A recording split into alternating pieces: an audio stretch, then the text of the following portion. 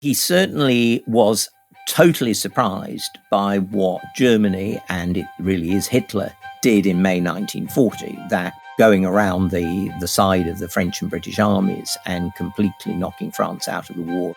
And it's really ironic, I think, that Hitler's brilliance in May 1940 makes possible Winston's finest hour, because it's when the Battle of France is over, when the Battle of Britain has begun, when Britain is, as Churchill puts it, alone with the British Empire against all comers. This is his finest hour. It's what we remember him for now. But he would never have recognized that he owed that, in a certain sense, to Hitler.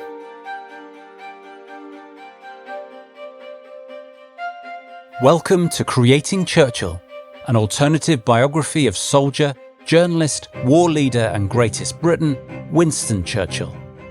His story has been told so many times, his bulldog image has become so familiar, that today Churchill can seem more meme than man. So this podcast series aims to get closer to the real Churchill, seeing him once again as his contemporaries saw him, the people he collaborated or clashed with. I'm Russell Barnes, and I'm talking with historian David Reynolds, exploring how Churchill's life and character were shaped by relationships with friends, rivals, enemies, and family. In this episode, we look at Winston Churchill through his relationship with the adversaries Adolf Hitler and Benito Mussolini, who in many ways would define his place in history.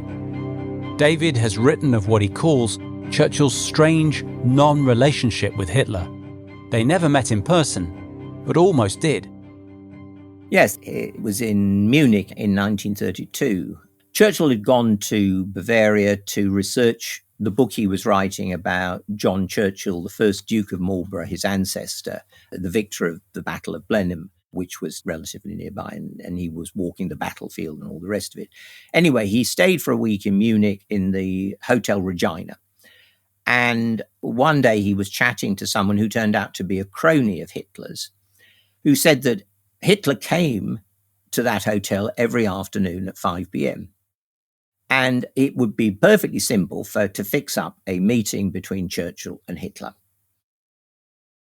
And we don't quite know what happened, but it looks as if Hitler seemed to have got cold feet about the whole thing. And maybe he took offense at a comment that Churchill made to this crony. He said, "Why is your chief so violent about the Jews?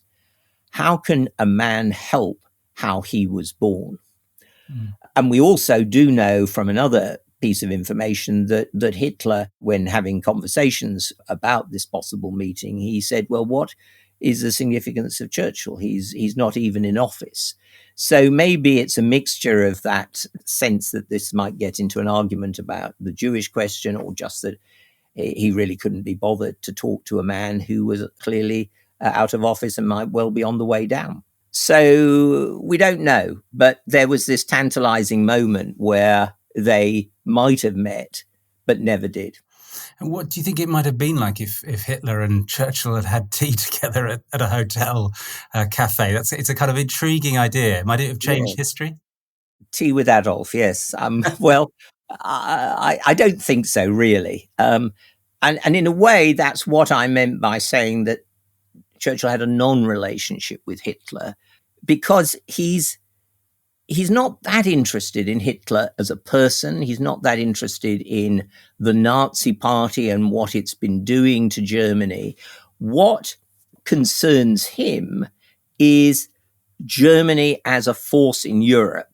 He loves France. He visits France very often for politics, writing and pleasure.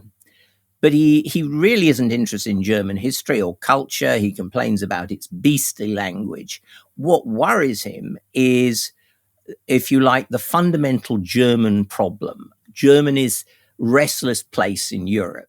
He's on again frequently about Prussian militarism, that's ingrained in the German character. He's worried in the 1930s about German rearmament, the threat to the balance of power on the continent. So his concern is with German power, not the personality or monstrosity of Hitler himself.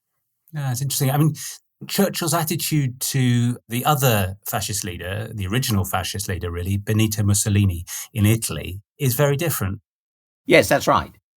And the word you use, original, is important, I think, because Mussolini is a name on the world stage in the early 1920s when Hitler, well, you could say, is still lurking around in the back streets of Munich. And Churchill's fascination, I think, is partly because of his broader and deeper interest in Italy, the country and its history. And that underlines, I think, for me, a point that I'm very struck by, that for many of these characters that we're talking about, Churchill sees them against the backdrop of their country. And whereas he's got really a dislike, concern, a distaste for Germany, he's always been romantically attached to ancient Rome. When he was a young subaltern, a young soldier in India, he used the afternoon siestas to just read. And one of the books that he steeped himself in was Gibbon's Decline and Fall of the Roman Empire. He thought about modern Italy against that great historical background. And also, I think you've got to remember that Italy had been Britain's ally against Germany in 1914-18, the First World War. And what's really important for Churchill is that Mussolini, like Churchill, is a really vigorous anti-Bolshevik. His rise in the early 20s is very skillfully managed against this sense of a huge Bolshevik threat to Europe. He's a political propagandist. He's got an organized populist fascist party. He's got paramilitary squads who beat up the communists. All this enables him to take power in Italy in 1922, and that really hits the world's headlines. Yeah, and I suppose we've got to remember that at this point in history, fascism didn't have the connotations it has today, or the awful connotations. And Mussolini is somebody that the British and others around Europe thought they could actually do business with still. Yes, if you imagine a Europe that is where people on the center and right are really worried about the spread of Bolshevism and anarchism after the First World War, fascism looks in some ways like a force for order. And people like Churchill, although they don't like some of the dirty business involved, are in a way grateful for Mussolini's fascists for holding up the threat of Bolshevism. And in fact, they become, in the 1920s, the Churchills become big fans of Mussolini. Winston's wife, Clementine, who stayed at the British Embassy in Rome in 1926, she found Mussolini really impressive, and she wrote about him having a charming smile and beautiful golden brown piercing eyes. He fills you with the most pleasurable awe. And she refers to him at times as Pussolini. He obviously takes quite a fancy to him. Well, I think so, yes. There's a bit smitten there, I think. And then... How did Churchill take that? Well, Churchill actually rather felt the same way after he met Mussolini in 1927. He was in Rome. And afterwards he told the press that he was charmed by what he called Mussolini's simple bearing and by his calm, detached poise. If I'd been an Italian, I am sure I should have been with you wholeheartedly from start to the finish of your triumphant struggle against Leninism. You've done an entire service, he said of Mussolini, to the entire world. And certainly the Labour Party and the Liberals accused him of endorsing fascism. So they were very much taken with Mussolini as a person and as a political leader in the 20s. So when we get to the 1930s, Britain is willing to appease Italy so it can act like a kind of counterbalance to the disruptive power of Germany, which is really trying to challenge the peace terms of Versailles.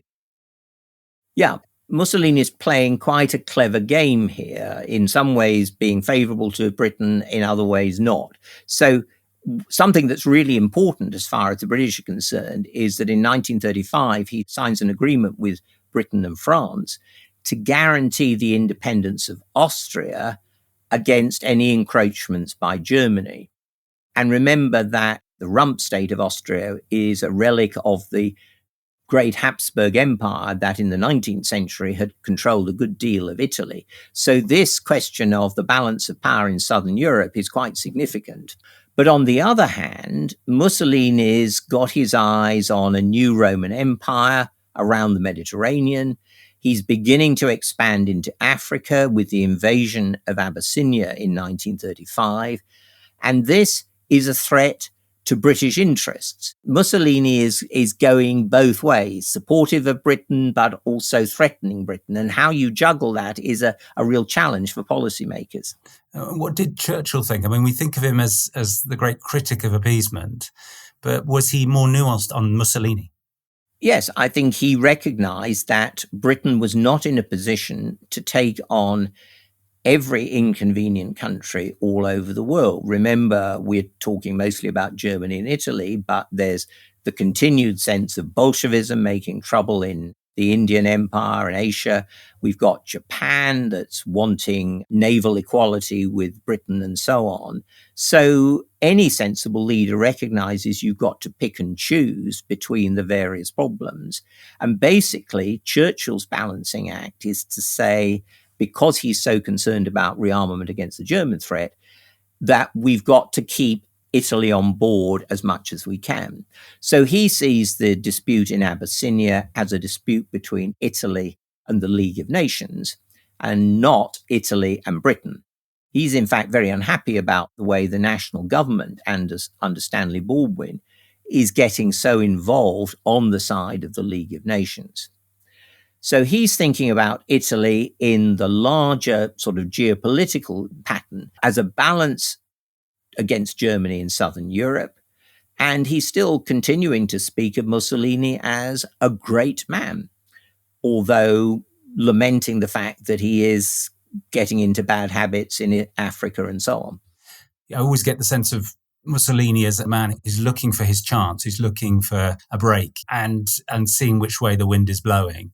And in 1936, with the support to Franco in the Spanish Civil War, he seems to be moving then in a more decisive direction against British interests. Yes, Mussolini recognizes that Italy is a weaker power, but he's ready to seize his chances. And certainly the civil war in Spain is one that he feels there's a real opportunity for him to intervene decisively. And for Churchill, I think what you begin to see by 1936, by the Spanish Civil War, is that hope of Mussolini as a potential ally against Hitler is beginning to fade. What he's trying to do now is keep Mussolini on the sidelines if there's any conflict. So he is continuing in public to make the best case for Mussolini, keeping communications open, but no longer thinking about it as a potential alliance. And, in some ways, maybe it helped. We don't really know. But certainly Mussolini did not join in the Second World War when it broke out in September 1939.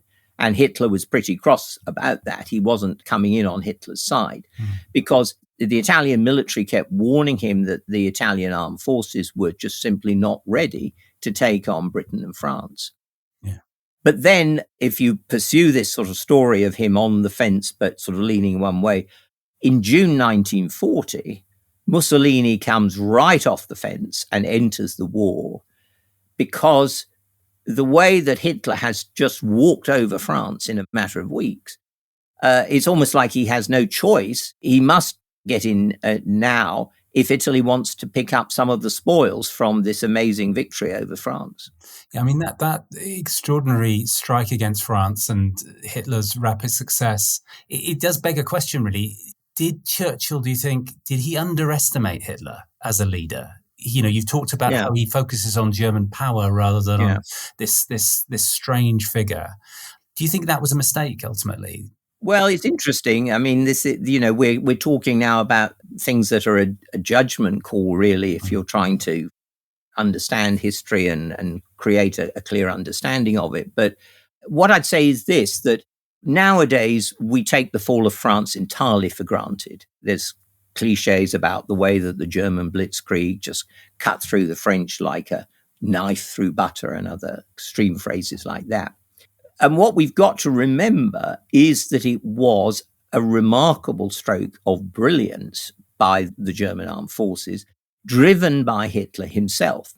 Instead of confronting France and Britain as they advanced into Belgium to protect the neutrality of Belgium, so instead of having a head-on collision between the two sets of armies, Hitler sent most of Germany's armored divisions around the southern flank of the French and British forces and cut right across the Meuse River, around their backs, and then raced for the Channel coast to cut them off.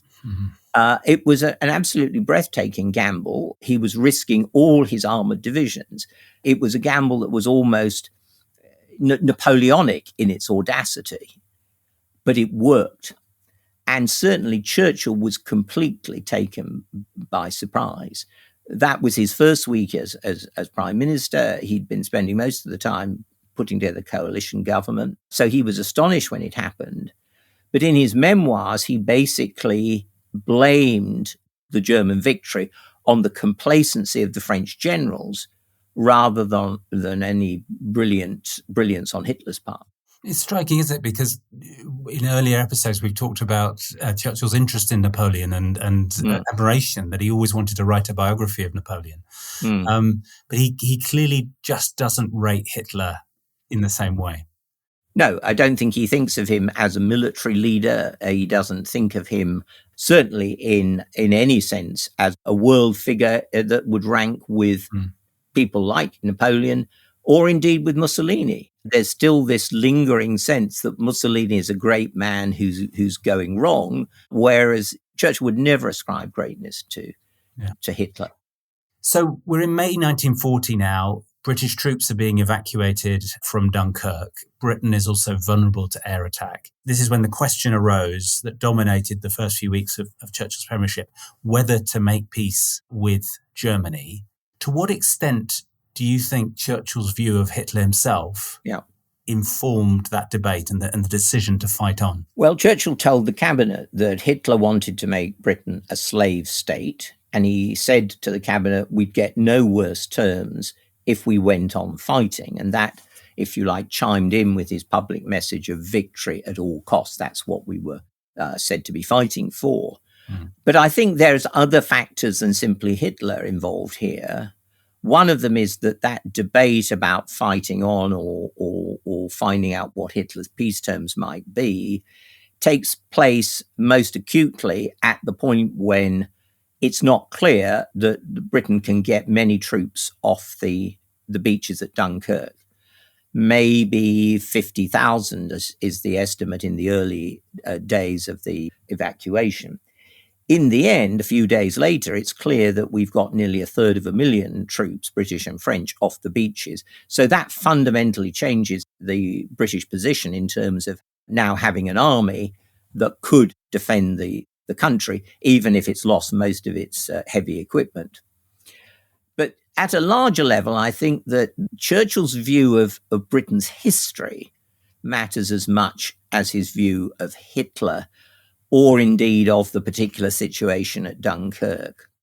Churchill, remember, is a historian. He writes about history. In the 1930s, he's been working on chapters of his history of the English-speaking peoples. It's a book that won't come out until the 1950s, but he was drafting parts of it in the 30s. And he could see from that story how the Channel had stopped aggressors in the past.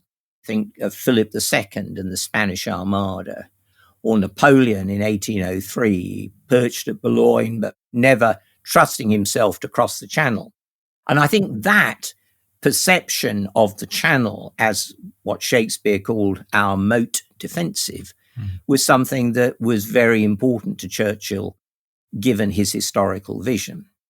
Now, of course, this idea that the Channel is a difficult thing to cross works both ways. So I think it also plays a factor in Churchill's wariness about crossing the Channel prematurely later on to liberate France. That's part of why he keeps the build-up going until 1944, until it's clear that we have overwhelming strength. And even then, he's pretty worried on the eve of D-Day. Yeah. But the channel, I think, matters as much as Hitler himself to this calculation about fighting on. So going back to 1940, Yeah. The British sent a very clear signal they would fight on by bombing French naval ships off Algeria that were then being used, or could be used by Germany. And this was now in early July 1940. Yeah, France has now surrendered. There's a collaborationist government, Vichy government in Paris. It's not clear what the French Navy, what's going to happen to the French Navy. And the British, Churchill is absolutely in the lead on this, determines to make a preemptive strike to prevent these ships being used by Germany, and also to send a very clear message. One French battleship sunk, 2 are badly damaged. Something like 1,300 French sailors are killed. Wow. And these, remember, are men who'd been Britain's allies a few weeks before. So if you want to ask, is Britain in a negotiating mood? Is it going soft? This attack on the French fleet along the North African shore is a dramatic statement about this. And it's also, interestingly, it's a big moment in terms of Churchill's reputation. In some ways, still, the Tory party is still wary of him. There's still this feeling that maybe they just went a bit too far in May 1940 after the debacle in Norway and blaming Chamberlain.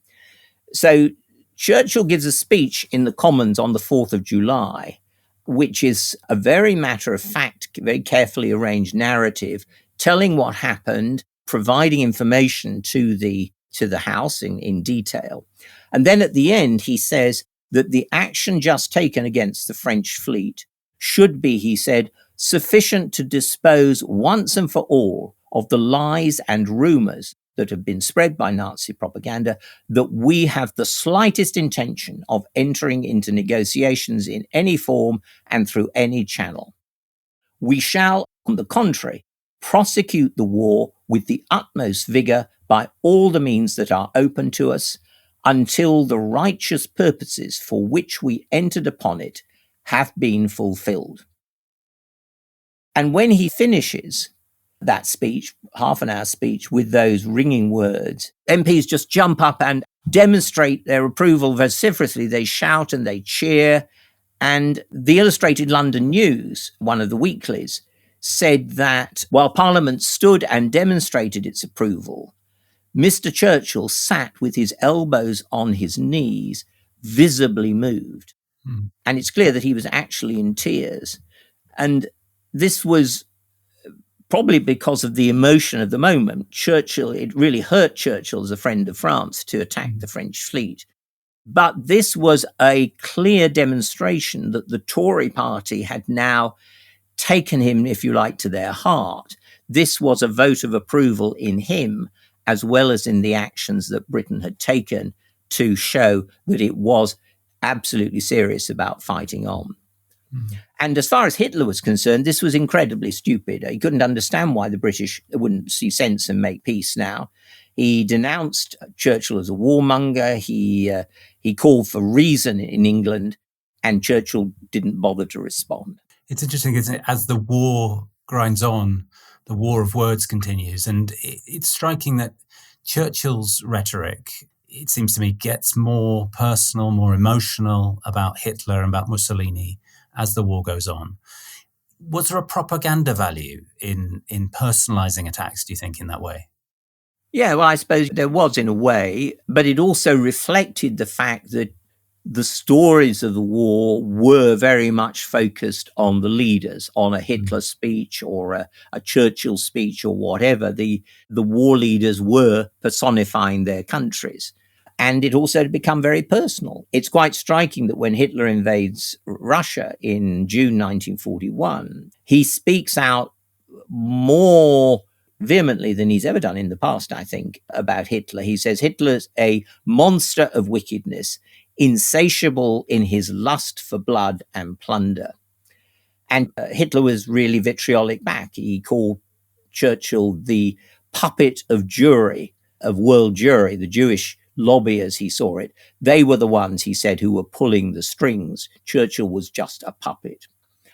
And it's similarly the case with Italy. After Britain attacks the Italian fleet in 1940, very successful bombing raid, he broadcast to the Italian people, blaming one man, he says, a criminal who'd arrayed the trustees and inheritors of ancient Rome upon the side of the ferocious, pugnacious barbarians. In other words, the legatees of ancient Rome on the side of the barbarian Huns. Yeah. And after the British victory in Alamein in 1942, Churchill calls Mussolini a hyena who brought agony to Italy. And Mussolini shoots back. He compares what he calls Churchill's ducal blood, the blood of ancestors of dukes, to his own pure and healthy blood of a blacksmith. And he said Mussolini, felt infinitely more of a gentleman. So it's getting very personal now, who's a blacksmith, who's a gentleman, whatever it is. It's the war has become personified. But despite the insults, it seems that Churchill remained ambivalent towards Mussolini, in contrast to Hitler, I mean. Yeah. Well, of course, in the end, the Allies, Britain and America, invade Italy. Mussolini is overthrown, and towards the end of the war, he's finally captured by partisans, and he and his mistress are shot, and then their bodies strung up from a girder in a petrol station near Milan. And Churchill is really shocked at this. He just feels this is a deeply undignified end to a man who'd really had the potential for greatness. He doesn't want pictures of it shown and things like that.